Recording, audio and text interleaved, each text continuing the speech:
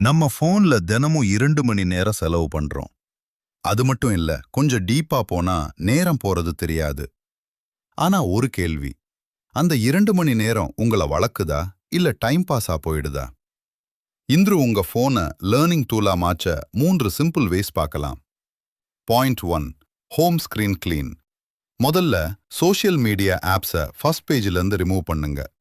Notes, calculator, learning ஆப்ஸை front பேஜில் வையுங்க. Point 2, daily learning folder. ஒரு ஃபோல்டர் கிரியேட் பண்ணுங்க.